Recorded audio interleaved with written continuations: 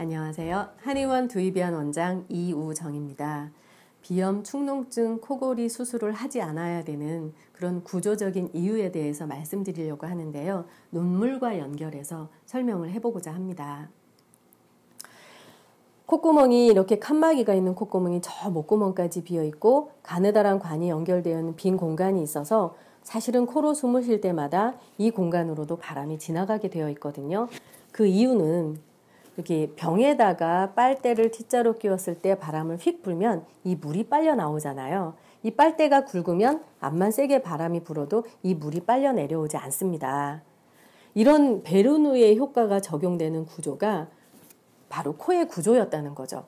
그래서 눈물이 흘러내려갈 수 있는 관이 코하고 연결되어 있는 거 아실 거예요. 그런데 이 눈물관이 단순 중력을 이용한 하수구의 구조라 그러면 앉아있으면 눈물이 일로 흘러내려갈 수 있지만 물구나무를 선다든지 하면 눈물이 겉으로 흘러야 되잖아요. 그리고 밤새도록 이렇게 자면 눈물이 이쪽으로 흐를 수도 있는데 정상적인 사람의 경우에는 눈물이 겉으로 흘러서 불편한 경우는 별로 없죠. 왜냐하면 코로 숨을 쉴 때마다 이 눈물이 이 눈물관이라고 불리우는 이 빨대를 통해서 계속 강제 배수로 강제 펌프식으로 배수되는 그런 구조로 되어 있는 게 바로 눈물관이었거든요.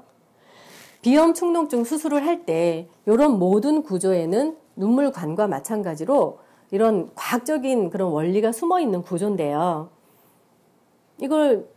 이 구조를 망가뜨리는 치료를 한다 그러면 이런 과학적인 구조가 망가지는 게 되는 거죠.